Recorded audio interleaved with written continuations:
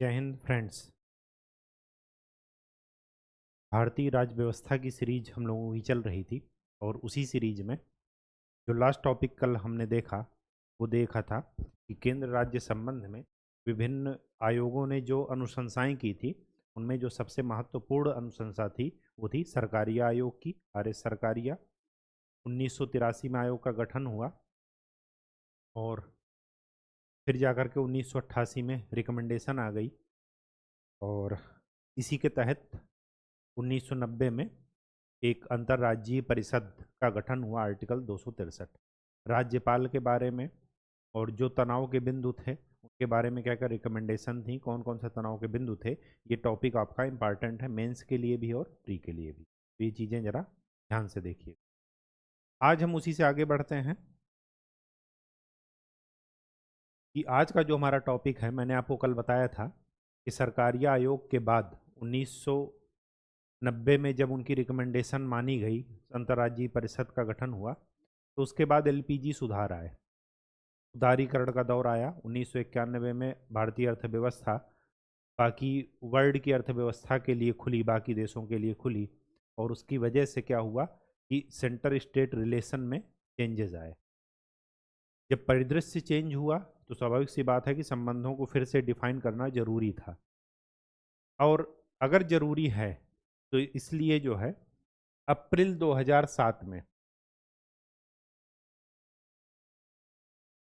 एक supreme court के retired जज थे मदन मोहन पुंछी, एम पुंछी, इनकी अध्यक्षता में एक आयोग बना जिसको बोलते हैं पुंछी आयोग।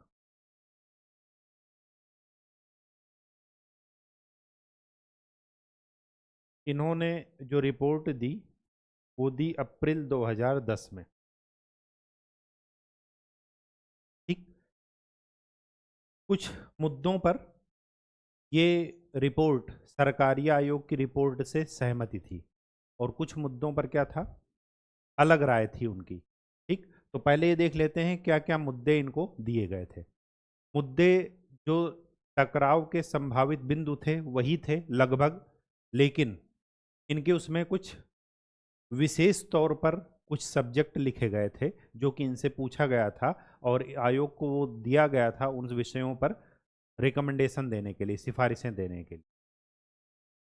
ठीक, तो ऐसे कौन कौन से सब्जेक्ट थे वो देखते हैं। पहली बात, इनसे ये पूछा गया कि राज्य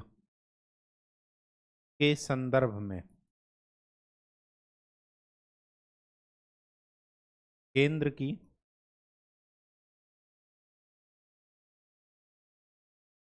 भूमिका, दायित्व और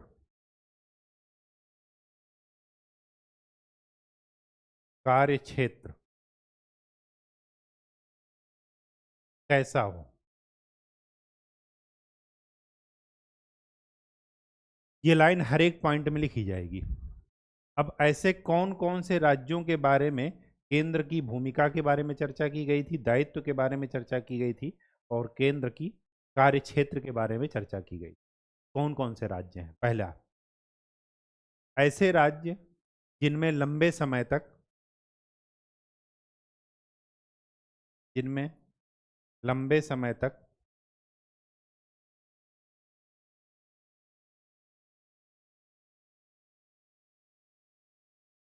सांप्रदायिक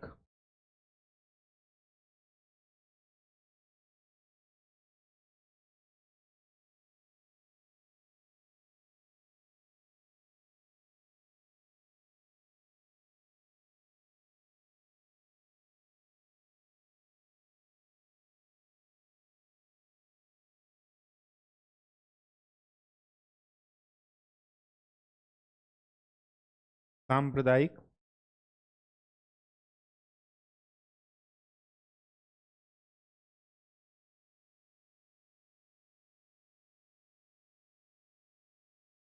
दंगे,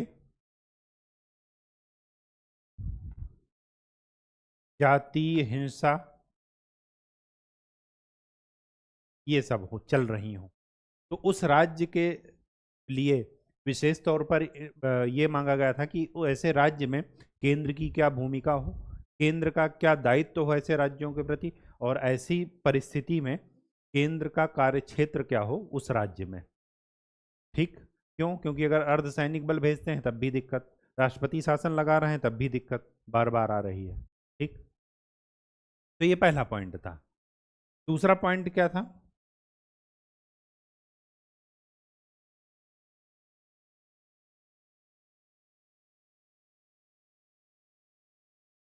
ऐसे राज्यों में पंचायती राज संस्थाओं, पंचायती राज इंस्टीट्यूशंस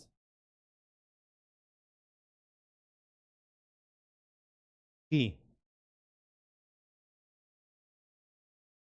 वित्तीय परिस्थितियां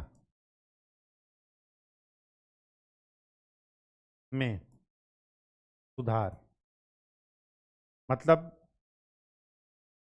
राज्यों का जो लोकतंत्र का तीसरा स्तंभ है पंचायती राज संस्थाएं, उनमें ऐसी क्या रिकमेंडेशन सिफारिश की जाए कि उनके वित्तीय स्रोत क्या हों, बढ़े, वो इकोनॉमिकली रूप से क्या हों, राज्य और केंद्र पर डिपेंड ना रहें। ये दूसरी रिकमेंडेशन थी। ठीक, तीसरी रिकमेंडेशन क्या थी?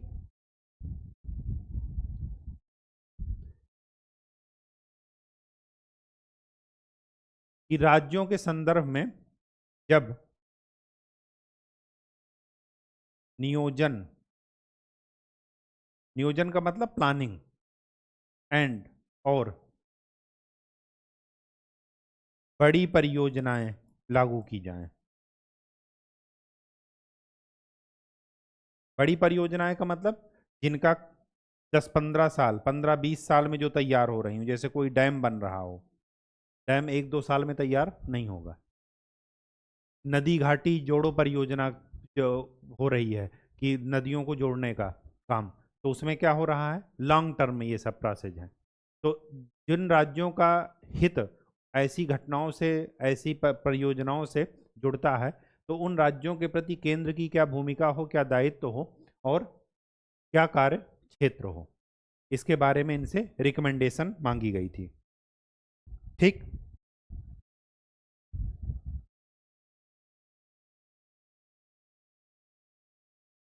और क्या है, और एक चीज और लिख लीजिए,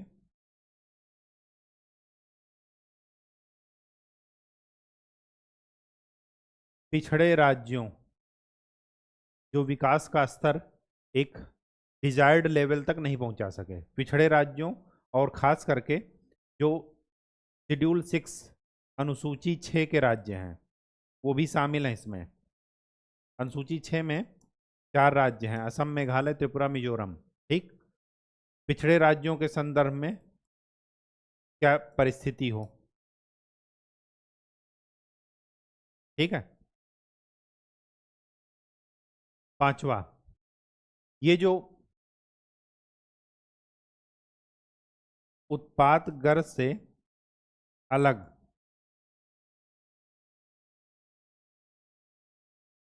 जो पृथक कर लगता है उसके बारे में क्या भूमिका है, क्या राय है।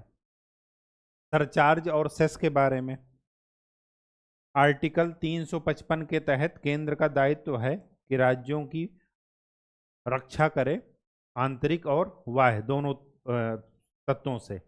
तो इसके तहत जो अर्धसैनिक बल लग रहे हैं उसमें क्या भूमिका हो।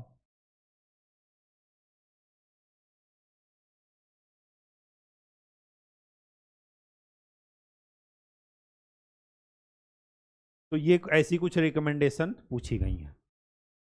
अब इस पर आयोग ने क्या दिया, अपनी सिफारिशें दी। मैक्सिमम सिफारिशें सरकारी आयोग वाली ही हैं, कुछ अलग से पॉइंट हैं वो मैं आपको बता दे रहा हूं।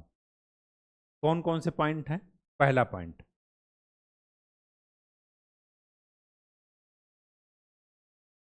राज्यपाल की विवेकाधीन शक्ति।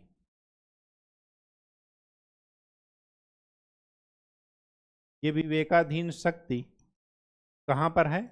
आर्टिकल 163 ये सीमित है, ये इन्होंने पहली बात कही।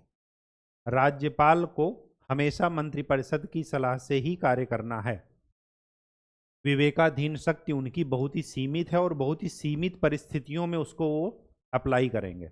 ऐसा नहीं कि हर जगह अप्लाई करेंगे।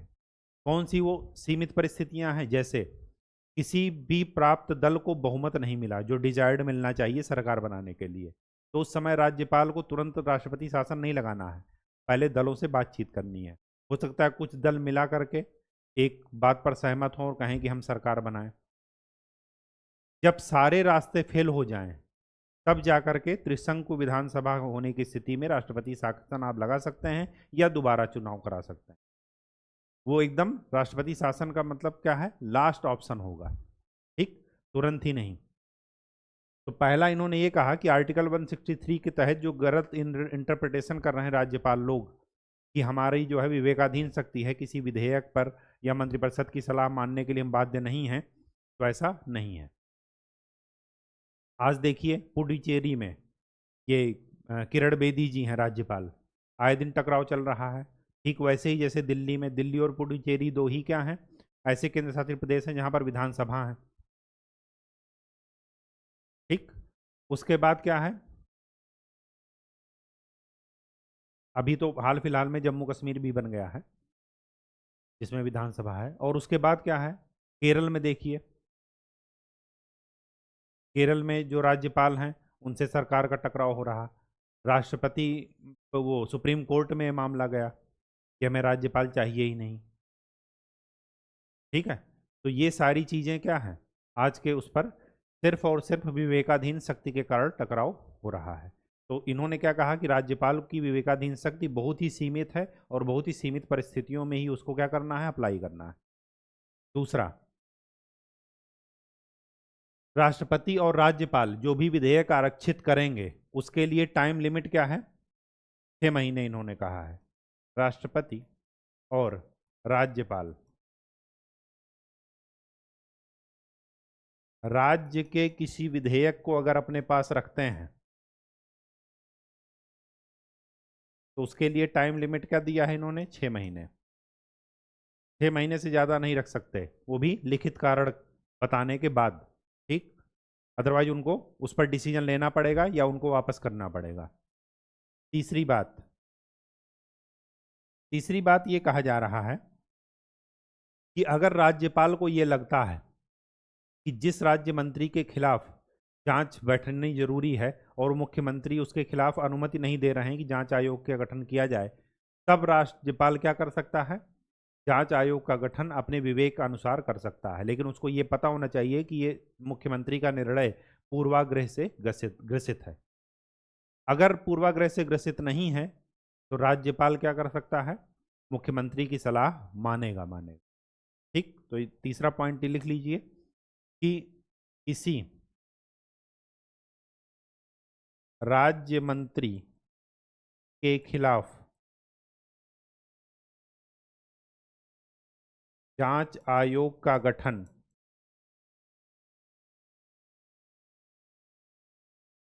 राज्यपाल द्वारा मुख्यमंत्री की सलाह के बिना भी किया जा सकता है यदि सलाह पूर्वाग्रह से ग्रसित हो। अगर लगता है कि मुख्यमंत्री उसको बचा रहे हैं तो राज्यपाल अपने विवेक से ये काम कर सकते हैं। ठीक, राष्ट्रपति और राज्यपाल की नियुक्ति और बर्खास्तगी का तरीका एक पॉइंट था किसके लिए, सेंटर और स्टेट के बीच में एक तनाव बिंदु था। तो इन्होंने क्या कहा कि राज्यपाल केंद्र के अधीन कोई पद नहीं है, मतलब जब तक केंद्र चाहेगा तब तक राज्यपाल रहे ऐसा कोई जरूरी नहीं है। इसकी एक स्वतंत्र पद है, ये स्वतंत्र आइडेंटिटी है। ठीक, ये इन्होंने कहा। साथ में इन्होंने ये भी कहा कि जैसे राष्ट्रपति को महाभियोग के द्वारा हटाया जा सकता है, ठीक वैसे ही महाभियोग की प्रक्रिया किसके लिए हो, राज्यपाल के लिए, ये भी इन्होंने कहा। तो लिख लीजिए, राज्यपाल को हटाने के लिए महाभियोग की प्रक्रिया ठीक वैसे ही हो जैसे, सेम एज राष्ट्रपति। ये बड़ी बात थी। ठीक, नेक्स्ट नेक्स्ट इन्होंने ये कहा कि क्षेत्रीय बैठकें, क्षेत्रीय परिषद की बैठकें, क्षेत्रीय परिषदों के गठन की बात किसने की थी, सरकारी आयोग ने, और गठन हो भी गया। तो क्षेत्रीय परिषदों की बैठकें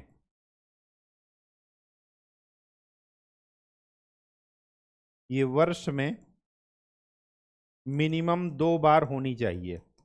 2 बार से ज़्यादा भी हो सकती, लेकिन कम से कम 2 बार होना चाहिए, ताकि राज्य और केंद्र के लिए एक वैचारिक मंच मिले, जहाँ पर दोनों एक दूसरे का उत्साहवर्धन और एक दूसरे की परेशानी सुन सकें, उत्साहवर्धन कर सकें। ठीक, ये 6 पॉइंट। 7 नंबर पॉइंट, आपको मैंने बता रखा है कि जब केंद्र और राज्य के वित्तीय संबंध मतलब पढ़ा रहे थे, तो उसमें मैंने बताया था कि राज्य व्यवसाय कर, रोजगार पर कर लगा सकता है, व्यवसाय वृत्ति और रोजगार पर, लेकिन उसकी मैक्सिमम सीमा कितनी है, 1 वर्ष में 2,500, उससे ज़्यादा का नहीं हो सकता। प्रोफेशन टैक्स उसे बोलते हैं। तो इन्होंने एक ये कहा कि प्रोफेशन टैक्स पर जो सीमा है 2,500 रुपये प्रति वर्ष की, वो सीमा क्या करनी चाहिए, हटाई जानी चाहिए, ताकि राज्य को ज़्यादा से ज़्यादा क्या मिल सके, राजस्व मिल सके। ठीक, तो 7th पॉइंट लिख लीजिए कि व्यवसाय, रोजगार एंड वृत्ति पर हाँ कर की मैक्सिमम लिमिट ये हटाई जानी चाहिए। अभी कितनी है, 2,500 रुपये प्रति वर्ष। साथ में इन्होंने ये भी कहा कि ऑल इंडिया सर्विसेज और बननी चाहिए, चिकित्सा के लिए, इंजीनियरिंग के लिए,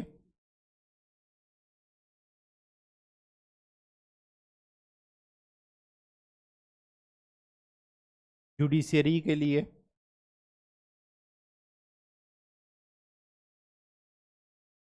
इनके लिए ऑल इंडिया सर्विसेज का गठन किया जाना चाहिए।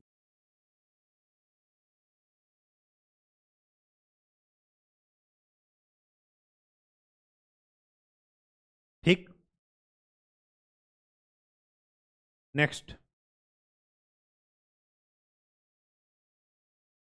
राज्यसभा में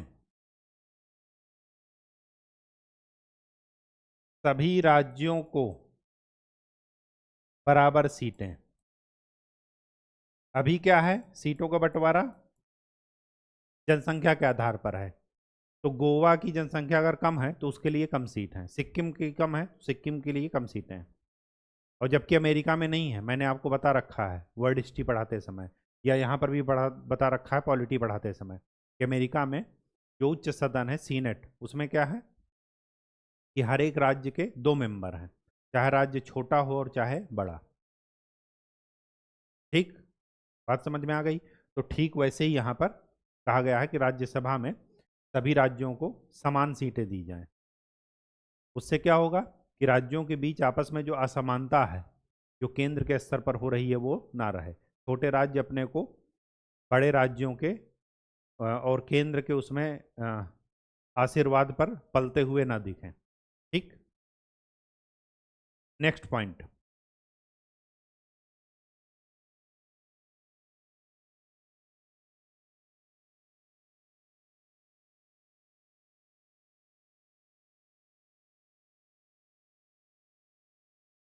नेक्स्ट पॉइंट,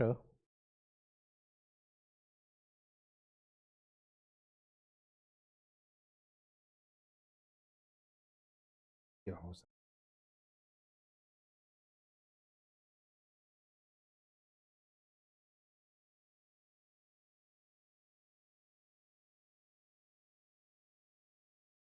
एक ये भी लिखिए, सरचार्ज, अधिभार एंड सेस, इनको कम किया जाए या समाप्त किया जाए। मैंने बता दिया है कि सरचार्ज एंड सेस का हिस्सा केंद्र और राज्यों के बीच में बंटता नहीं है, पूरा का पूरा क्या होता है, केंद्र सरकार। ठीक है, तो ये जो है, अच्छा, क्षेत्रीय परिषदों के बारे में तो हमने डिस्कस कर लिया, अंतर्राज्यीय परिषद के बारे में देख लेते हैं।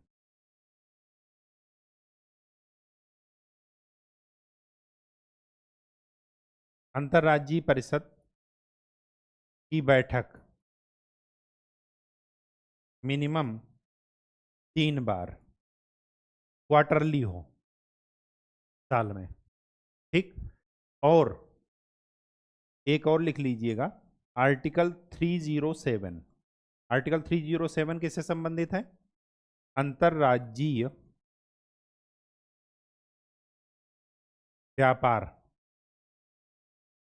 एवं वाणिज्य।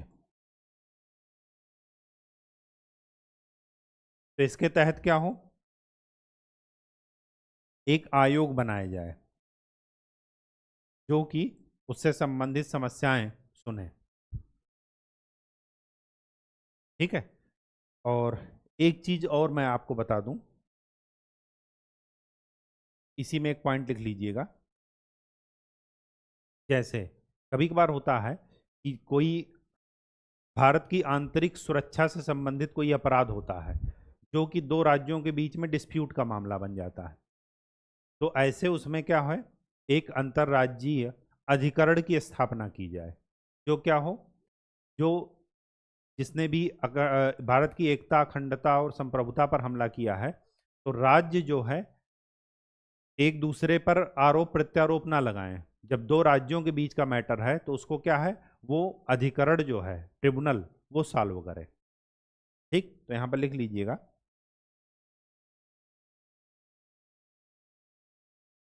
अंतर्राज्यीय अधिकरण। ये किसके लिए?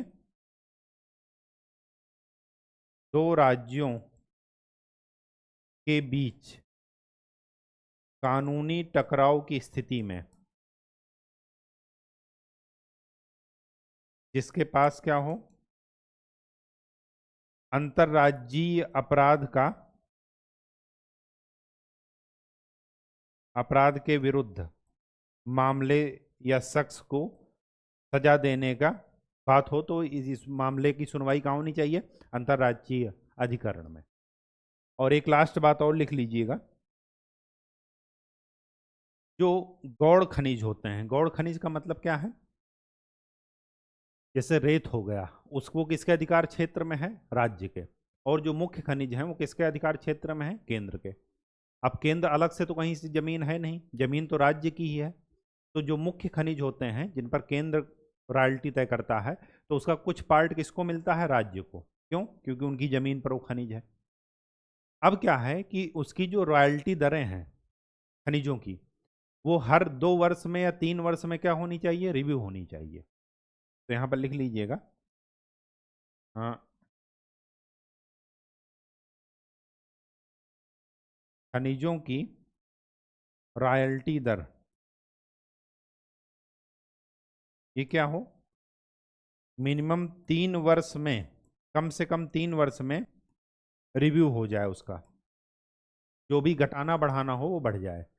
अब केंद्र सरकार क्या करती है, एक बार तय कर लेती है तो 10-10 साल तक चेंज ही नहीं करती। क्यों? क्योंकि उन्हें पता है कि अगर वहां से खनन होगा, स्वाभाविक सी बात है कि वहां पर पर्यावरणीय समस्याएं होंगी, राज्य और मांग करेंगे कि यहाँ पर हमारे पास पानी प्रदूषित हो गया, स्वास्थ्य संबंधी समस्याएं हो रही हैं लोगों को, हम ये मरीज जनसंख्या को कहाँ ले जाएं। तो स्वाभाविक सी बात है कि केंद्र सरकार रॉयल्टी दर कई कई वर्षों तक चेंज नहीं करती। तो इसमें कहा गया है कि खनिजों की रॉयल्टी दर हर 3 वर्ष में चेंज कर दी जाए, और अगर चेंज नहीं करते हैं तो केंद्र द्वारा उसकी क्षतिपूर्ति बिना कहे राज्यों को दी जाए। ठीक, तो यहाँ पर लिख लीजिए, यदि परिवर्तित नहीं करते तो केंद्र द्वारा राज्यों को क्षतिपूर्ति दी जाए। ये क्या है? पुंछी आयोग की सिफारिश है। देखिए, ये रेयर ही है कि आपसे डायरेक्ट आयोग से क्वेश्चन पूछा जाएगा कि पुंछी आयोग की क्या सिफारिशें थी, सरकारी आयोग की क्या सिफारिशें थी। लेकिन ये जरूर पूछा जाएगा कि केंद्र राज्य संबंधों को एक मॉडर्न वे में अगर आपको इनके टकराव को रोकना हो तो आप क्या क्या सुझाव देंगे। तो आप अलग से कुछ नहीं सुझाव देंगे। बेहतर होगा कि इन्हीं दोनों को, जो जिन्होंने डिस्कशन करके रखा है, जिन्होंने इतनी लंबी रिसर्च करके रखी है, इन्हीं के पॉइंट्स को आप अपने सुझाव के तौर पर पेश कर देंगे। ठीक, हर एक पॉइंट टकराहट का बिंदु के करस्पॉन्डिंग आपको पॉइंट पता होने चाहिए कि अगर राज्यपाल का मुद्दा है तो क्या सुधार हो सकते हैं, अर्धसैनिक बलों की तैनाती का मामला है तो क्या सुधार हो सकते हैं, ठीक, विधेयकों को अपने पास रखने का है तो क्या सुधार हो सकते हैं। तो ये सारी चीज़ें आपको पता होनी चाहिए। तो आज के लिए इतना ही। नेक्स्ट लेक्चर में हम लोग अपने नए टॉपिक के साथ मिलेंगे और वहाँ पर हम देखेंगे इंटर स्टेट रिलेशन, राज्यों का आपस में कैसा संबंध है। ठीक, तब तक के लिए खूब अच्छे से पढ़ाई कीजिए, मेहनत कीजिए। धन्यवाद।